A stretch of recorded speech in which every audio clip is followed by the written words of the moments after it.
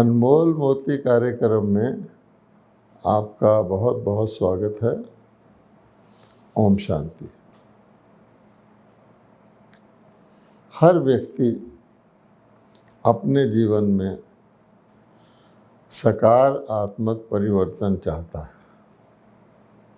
वो जानता है कि सकारात्मक परिवर्तन से उसका सारा जीवन सदा के लिए सुखी हो सकता है। और इसी प्रकार क्योंकि व्यक्ति विश्व में अकेला नहीं रहता, वो ये भी चाहता है कि सारा सामूहिक तौर पर सारा समाज भी सकारात्मक हो जाए, ताकि सकारात्मकता सशक्त हो और उसके रास्ते में कोई भी रुकावट ना हो। आज हम इस बात पर चर्चा करेंगे कि क्या ऐसा संभव है, और अगर ऐसा संभव है तो उसकी विधि क्या मुश्किल है या आसान है। तो अगर हम उदाहरण लें, पहले तो एक उदाहरण ढूंढना पड़ता है, ऐसा कौन है जो सदा सकारात्मक रहता हो। तो सारे ब्रह्मांड में सारे रचयिता और रचना के ऊपर अगर हम ध्यान दौड़ाएं तो परमात्मा को हम देखते हैं कि परमात्मा की जो सबसे बड़ी महिमा है वो यही है कि परमात्मा करुणा का सागर है, दया का सागर है। काइंड और कंपैशनेट है। ये परमात्मा का सबसे बड़ा गुण गाया जाता है और हर व्यक्ति परमात्मा से करुणा, दया, क्षमा ही मांगता है। और परमात्मा के ये जो दोनों विशेषताएं हैं, ये गुण हैं, जिसके लिए सभी परमात्मा को परम कह के जब हर प्रकार से चारों तरफ अंधेरा होता है तो उसको याद करते हैं।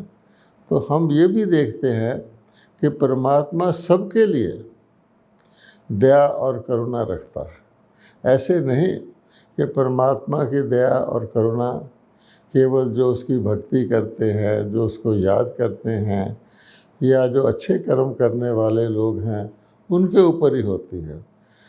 विदाउट कंडीशन सर्व के ऊपर परमात्मा ये नहीं देखता कि ये व्यक्ति कौन है। सर्व के ऊपर पूरी तरह से अनकंडीशनल दया और करुणा परमात्मा करते हैं। अर्थात सबसे ज़्यादा अगर पॉजिटिव किसी को बनना हो तो वो परमात्मा के इन विशेषताओं को अपने अंदर लाए। परमात्मा तो परमात्मा ही है। इस बात को और आसानी से समझने के लिए अगर हम इस दुनिया के, अपने इस सृष्टि के सूर्य की तरफ देखें तो सूर्य में भी उसी प्रकार का गुण है। सूर्य रोशनी देता है और गर्मी देता है। तो सूर्य का प्रकाश और गर्मी भी सबके लिए है। सूर्य ये नहीं देखता कि ये व्यक्ति तो पाप कर्म कर रहा है, इससे अपना प्रकाश रोक लूँ या इसको अपने गर्मी का गुण प्रदान ना करूँ, नहीं। तो सूर्य भी, जिसको कहते हैं पॉजिटिव चेंज के लिए हम देख सकते हैं, अगर हमने कुछ धारण करना है और उसको वितरण करना है तो सबके लिए होना चाहिए और सदा के लिए होना चाहिए। उसमें किसी बात की कंडीशन नहीं होनी चाहिए। अब हम जानते हैं कि सूर्य और परमात्मा दोनों निरंतर देते ही रहते हैं। चलो, परमात्मा तो कहेंगे वे सर्वशक्तिवान है, परमात्मा दया और करुणा हर एक को देता रहे, परमात्मा की कम नहीं होती। सूर्य में भी वही गुण है। सूर्य सदा काल से प्रकाश और गर्मी देता रहा है, आज भी दे रहा है। वो ये नहीं देखता कि दुनिया के अंदर कलयुग है या दुनिया के अंदर अच्छे लोग हैं या खराब लोग हैं, और उसका घटता नहीं है। जैसे परमात्मा की अखुट भंडार है, सागर है, तो सूर्य का प्रकाश और गर्मी भी कम नहीं हुए, वो दिए जा रहा है, लेकिन उसके अंदर इतना है कि वो सदा रहता ही है। अर्थात ये भी हम देखते हैं कि सकारात्मक किसी भी गुण को देने से उस गुण की देने वाले में कमी नहीं होती, बल्कि लेने वालों में उसकी वृद्धि हो जाती है। इसी प्रकार से अगर हम और नीचे आएँ उदाहरण समझने के लिए, तो हम एक बच्चे को देखते हैं। एक बच्चे में भोलापन होता है, इनोसेंस होता है। अब बच्चे का इनोसेंस जो है, किसी का भी बच्चा हो, कोई भी बच्चा हो, उसके अंदर ये गुण पाया जाएगा और उसके अंदर कोई भेदभाव नहीं होता। हम जानते हैं स्कूल बस जा रही होती है, उसके पीछे बच्चे खड़े होकर के जो भी उनके पीछे जा रहे होते हैं, कार में, रिक्शा में, जिसके साथ उनका आई कांटेक्ट हो जाए तो अच्छी तरह खेलते रहते हैं, हंसते रहते हैं। उनके अंदर कोई प्रकार का भेदभाव नहीं होता कि हिंदू का बच्चा है तो मुसलमान को दृष्टि ना दे, बिल्कुल नहीं। इसको कहते हैं इनोसेंस। तो इनोसेंस भी एक बड़ी चीज़ है और वो विदाउट कंडीशन होती है, लेकिन मानव के बच्चे की इनोसेंस ख़त्म हो जाती है। किसी जगह जाकर जब वो इनोसेंस खो देता है, उसके बाद वो इनोसेंस वापस नहीं आती। अगर किसी वृद्ध व्यक्ति को देखें जिसने जीवन में हर प्रकार के उतार चढ़ाव देखे हैं, जिसने बचपन भी देखा है, युवा भी देखा है, उसको अगर आप कहें कि तुम भोलेपन का अनुभव कर सकते हो, तो कदाप नहीं कर पाएगा, क्योंकि इनोसेंस थी, एक बारी चली गई तो चली जाती है।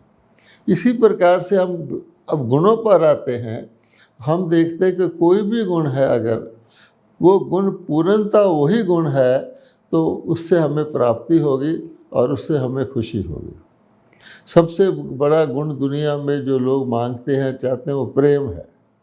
भगवान से भी कहते हैं, तू प्यार का सागर है, तेरी एक बूंद के प्यासे हूँ। अब प्रेम एक ऐसा गुण है, प्रेम नहीं देखता जब प्रेम किया जाता है कि किससे प्रेम किया जा रहा है, वो कौन है, क्या है। प्रेम अनकंडीशनल होता है और प्रेम की जो अनुभूति है वो भी अनकंडीशनल है। प्रेम के अंदर घृणा को कोई स्थान नहीं है। अगर कोई व्यक्ति प्रेम करता है तो ना तो उसमें संशय करता है, ना घृणा करता है। अगर इसको और आसानी से समझना चाहें, एक और उदाहरण ले लेते हैं। अब वो हम लेते हैं अमृत और विष का। अमृत अमृत ही है, लेकिन अगर अमृत अमृत है तो उसमें विष ज़रा भी नहीं होना चाहिए। अगर अमृत के अंदर एक बूंद भी विष मिला दिया जाए, अब वो अमृत नहीं रहेगा, वो विष ही कहलाएगा, चाहे अमृत का बहुत बड़ा टैंक हो। तो इसलिए प्रेम भी, अमृत भी और रोशनी भी, इनोसेंस भी, ये सारी चीज़ें अर्थात पॉजिटिव, मैंने वो उसमें फिर मिलावट नहीं होती, प्योर होती है, शुद्ध होती है। इसलिए पहली कंडीशन ये है, अगर हमें अपने जीवन में पॉजिटिव परिवर्तन लाना है तो पॉजिटिव हमारा शुद्ध होना चाहिए। उसमें किसी प्रकार का एक्सेप्शन नहीं होना चाहिए कि मैं सारी दुनिया से तो प्रेम करता हूँ, केवल मुझे अपने पड़ोसी से घृणा है, ये नहीं चलता है। इसलिए ये बात हमने पहली समझनी है सकारात्मक परिवर्तन के लिए। अब अगर हम इस धारणा को, हम भारतवासी हैं, भारत एक ब्लेसिड कंट्री कहा जाता है, भगवान का अपना देश कहा जाता है। भारत भूमि पर ही भगवान का अवतरण गाया गया है। भारत भूमि में ही कहा जाता है देवी देवता विचरते थे। तो भारत की सभ्यता और संस्कृति जो सकारात्मक काल की है, उसके 2 स्लोगन आज बहुत प्रसिद्ध हैं, उसमें उसका सार आ जाता है और वो स्लोगन हैं सत्यमेव जयते। हम जानते हैं कि सत्यमेव जयते अर्थात सत्य की सदा विजय होती है। ये भारत सरकार का ऑफिशियल स्लोगन भी है, पार्लियामेंट में भी लगा हुआ है। और दूसरा है अहिंसा परमो धर्म। ये दोनों की आवश्यकता रहती है। गांधी जी के लिए भी कहा जाता है कि उन्होंने सत्य और अहिंसा के बल से सशक्त विदेशी साम्राज्य से भारत को राजनीतिक स्वतंत्रता दिलाई गई थी। लेकिन इस सत्य और अहिंसा के आधार से व्यक्ति का पॉजिटिव परिवर्तन और सारे समाज का पॉजिटिव परिवर्तन हो सकता है। आज हम इस बात को जानेंगे और इन दोनों स्लोगन के अर्थ को जानेंगे और फिर हम अर्थ स्वरूप में कैसे स्थित हों इसके ऊपर हम अपना मन बनाएंगे। अब आप देखेंगे कि सत्यमेव जयते क्या होता है। तो सत्य किसको कहा जाता है? सत्य की परिभाषा है जो चीज़ सदा काल रहे, वो सत्य है, अर्थात अनादि है, अविनाशी है, ना उसका रूप बदले और ना ही उसका कभी नाश हो। तो हम जानते हैं अगर हम पॉजिटिव चेंज चाहते हैं तो अपने अंदर किस में वो चेंज लाएं, तो वो है आत्मा, क्योंकि आत्मा ही सत्य है। आत्मा सदा रहती है। भगवत गीता में भगवान ने पहले अध्याय में हमें इसी बात को बार बार हमारे को स्मृति दिलाई है कि तुम आत्मा हो, तुम शरीर नहीं हो। शरीर नश्वर है, आत्मा अनादि है, अविनाशी है। आत्मा को आग जला नहीं सकती, तलवार काट नहीं सकती, आदि आदि। तो एक तो ये सत्य होता है। दूसरा सत्य का मतलब होता है उसमें किसी भी प्रकार की इम्प्योरिटी या झूठ की मिलावट नहीं हो सकती। तो सत्यमेव जयते का अर्थ है अगर हम अपने आप को आत्मा मानेंगे और अपने अंदर आत्मा शुद्ध आत्मा मानकर ही व्यवहार करेंगे तो देखिए क्या होता है। ना केवल हम अपने को आत्मा मानेंगे बल्कि जो सामने वाले हैं, जितने भी मनुष्य मात्र हैं, चाहे वो बच्चे हैं, बूढ़े हैं, जवान हैं, गरीब हैं, अमीर हैं, अच्छे हैं, बुरे हैं, वो शारीरिक तौर पे कोई अंग्रेज है, कोई युवा है, कोई गोरा है, कोई काला है, उस सब को छोड़कर जैसे मैं आत्मा हूँ वो भी आत्मा है। तो हर एक के अंदर हम आत्मा देखेंगे, वो भी उसी प्रकार से सत्य है, अनादि है, अविनाशी है। और फिर हम सब आत्माओं का, सारे सृष्टि की आत्माओं का एक परम आत्मा, परम पिता है, वो भी आत्मा है। तो अगर हम इस सत्य की स्मृति में रहेंगे तो अवश्य ही हमारे अंदर वो सकारात्मक परिवर्तन आएगा। वो आत्मा के अंदर होगा। आत्मा अनादि अविनाशी है तो परिवर्तन भी शाश्वत अनादि अविनाशी होगा। तो पहली बात तो ये है कि हम आत्मा की कॉन्शियसनेस, आत्मा को समझे और आत्म स्वरूप में स्थित होकर रहे। अच्छा, अगर आप देखेंगे कि हैं हम आत्मा, किसी कोई ऐसा युग भी दुनिया में था जब सब अपने आप को आत्मा मान के चलते थे, परंतु अब हम अपने आप को बीच में आकर शरीर मानने लगे। अब शरीर मानने से क्या होता है? अज्ञान शुरू हो जाता है, अंधकार शुरू हो जाता है और हमारे अंदर पॉजिटिव के साथ नेगेटिव आना शुरू हो जाता है, क्योंकि शरीर के साथ हर प्रकार के भेदभाव आने शुरू हो जाते हैं, फ़र्क नज़र आने लग जाते हैं। तो पहला वायलेशन या मर्यादा का उल्लंघन या सत्य की लक्ष्मण रेखा से बाहर निकलना यही है कि हम अपने आप को शरीर मानना शुरू कर देते हैं। अब जब किसी नियम का मर्यादा टूटती है, वायलेशन होता है, तो फिर वायलेंस, हिंसा शुरू हो जाती है। हिंसा का कारण यही है कि जब कोई व्यक्ति अपनी चीज़ से दूसरे में आता है, मान लीजिए दो देशों के बीच में एक बॉर्डर है, अपने देश के अंदर ये देश के लोग रहते हैं, दूसरे रहते हैं, अगर कोई बॉर्डर को क्रॉस करेगा तो फिर युद्ध की स्थिति आ जाएगी। वो कहेगा तुमने बॉर्डर क्रॉस क्यों किया, मैं भी तुम्हारे बॉर्डर में क्रॉस करता हूँ, अर्थात हिंसा पैदा हो जाएगी। लेकिन हम बात कर रहे हैं सूक्ष्म स्तर पर, अहिंसा सूक्ष्म स्तर पर। तो हिंसा और अहिंसा दोनों आत्मा में ही होते हैं। तो आत्मा के अंदर जब आत्मा अपने आप को आत्मा ना मानकर शरीर मानने लगती है तो 5 प्रकार की हिंसा, जिसमें सारी कंप्लीट हिंसा आ जाती है, वो उत्पन्न हो जाती है।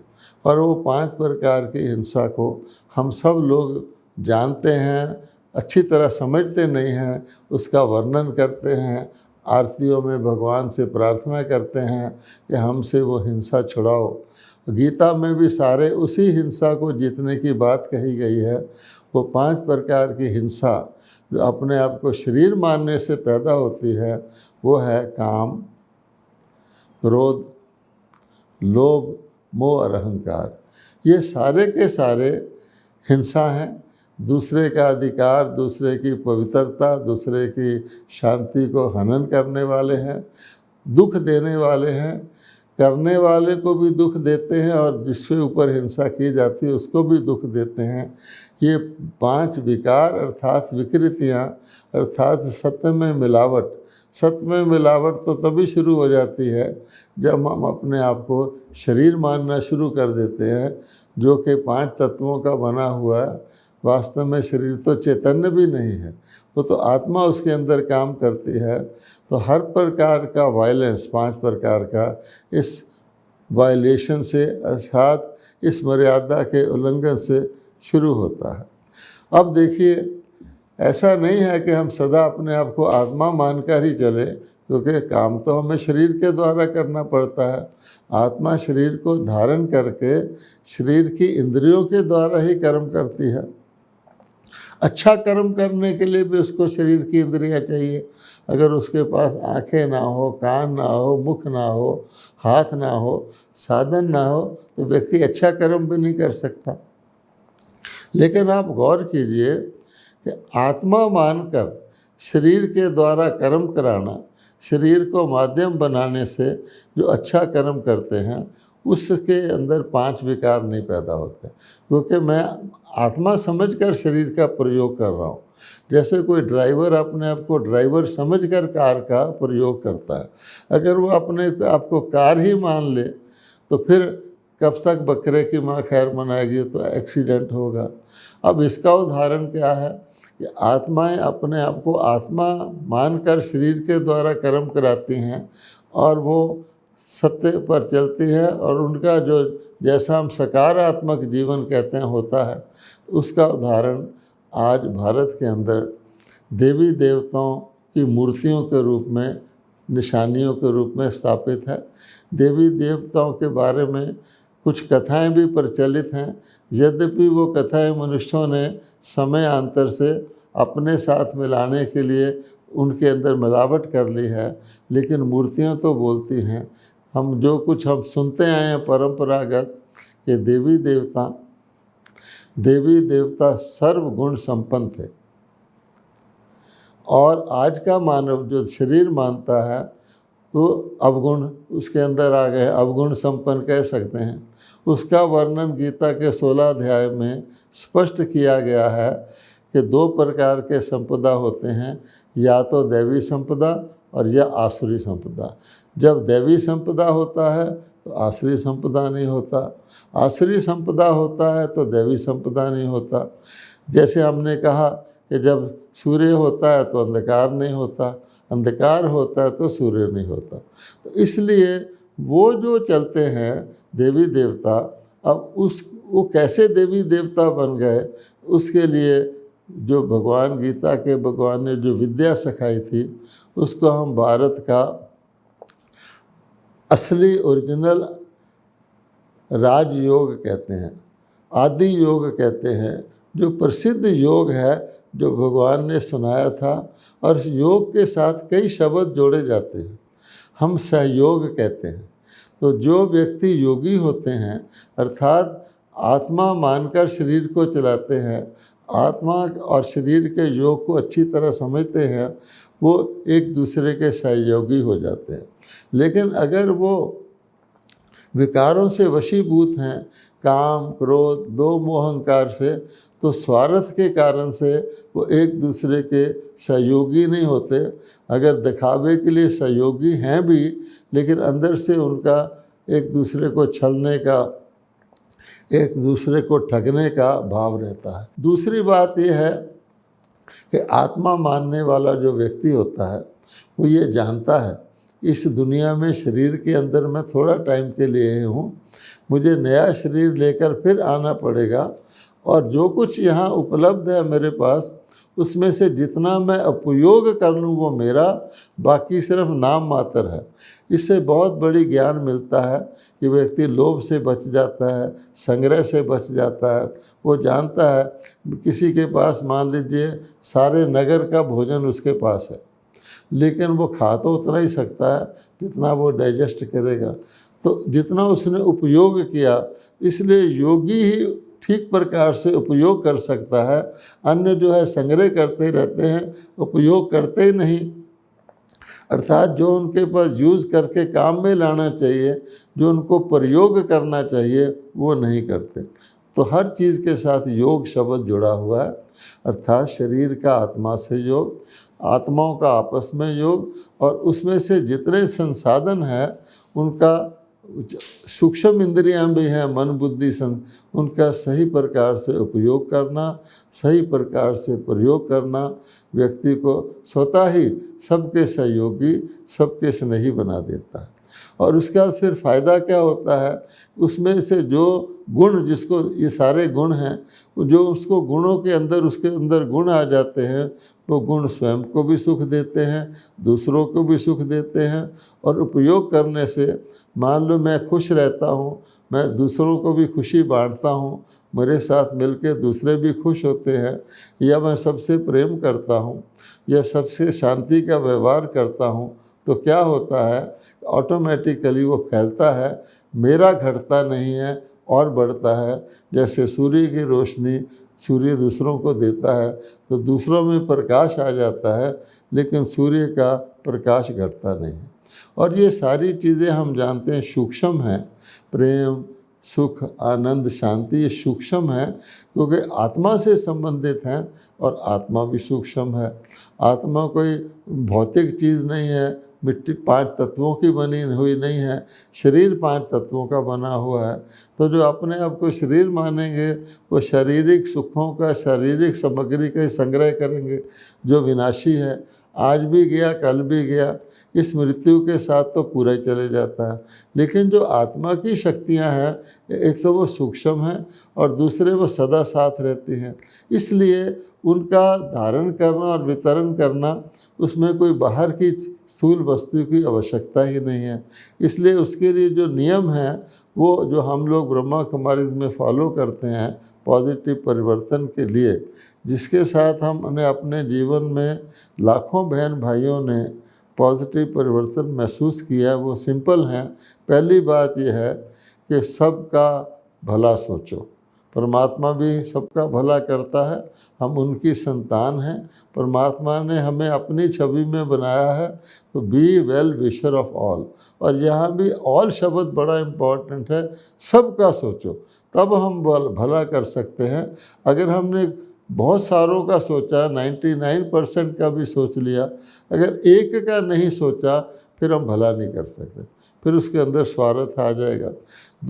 भला सोचने के लिए हमारे अंदर क्या होना चाहिए, तो हम समझते हैं कि हमारे अंदर शुभ भाव होना चाहिए, शुभ स्वभाव होना चाहिए, हमारी शुभ वृत्ति होनी चाहिए, मनोवृत्ति, और हमारे अंदर सबके लिए शुभ भावना होनी चाहिए। शुभ भावना से ही व्यक्ति शुभ कर्म कर सकता है और दूसरों के लिए शुभ कामना कर सकता है। तो अगर हम केवल शुभ शब्द को अपना लें कि शुभ सोचना है, पॉजिटिव मैंने भी शुभ ही होता है, अच्छा, हम अच्छा बनना चाहते हैं, अच्छी दुनिया देखना चाहते हैं, तो अपने लिए माहौल भी अच्छा क्रिएट करना है, तो हमें शुभ भाव, शुभ भावना, सबके लिए शुभ कामना, या अपने मनसा के द्वारा एक एटीट्यूड बना लेना है कि हमारे अंदर और कुछ भी ना हो, हम ये नहीं देखें दूसरा क्या कर रहा है। हम भक्ति में भी कहते थे, जो तुझको कांटा बोए उसको बो तू फूल, क्योंकि तुझको फूल के फूल हैं, तो जो मैं बोऊंगा मुझे तो वो मिलेगा ना। तो मैं सारी दुनिया में हर चीज़ में शुभ ही देखूं, शुभ को ही चुनूं, अशुभ की तरफ ध्यान ही ना दूं। जैसे परमात्मा पापियों के पाप कर्मों के तरफ ध्यान दे, तो परमात्मा दया और करुणा कर नहीं सकता। कोई डॉक्टर किसी मरीज़ की क्यों तुम बीमार हुआ उसकी तरफ ध्यान दे, तो उसका इलाज शुभ भाव से कर नहीं सकता। इसी प्रकार से हम इस प्रकार से व्यवहार करेंगे तो क्या होगा, हमारे जीवन में उमंग और उत्साह रहेगा। उमंग और उत्साह ही जीवन है, और उमंग उत्साह दूसरों को भी उमंग और उत्साह में लाएगा। हमारे अंदर जो उसकी संतुष्टता आएगी, जो प्राप्ति होगी, उसके हमारे अंदर एक प्रकार की रूहानी मस्ती, रूहानी नशा रहेगा। और हम इस दुनिया में जो भी कर्म करेंगे वो उसमें निश्चित रहेंगे, हमें चिंता नहीं होगी। और शुभ, सदा शुभ ही शुभ सोचेंगे हर चीज़ में, तो शुभ सोचते सोचते करते करते शुभ ही हो जाएगा। अर्थात हम इस दुनिया में बेफिक्र बादशाह की तरह जिएंगे, और परमात्मा भी ऐसी आत्माओं को साथ ऑटोमेटिकली, जैसे शुभ के साथ शुभ जुड़ जाता है, अच्छे के साथ अच्छा जुड़ जाता है, हमारा योग परमात्मा से आप ही लगेगा। और परमात्मा शुभ का ही सृजन करने वाला है, वो हमें इस शुभ को मेंटेन करने और इसको वृद्धि करने की शक्ति प्रदान करेगा। इसी को हम मेडिटेशन, योग अथवा ध्यान कहते हैं। ओम शांति।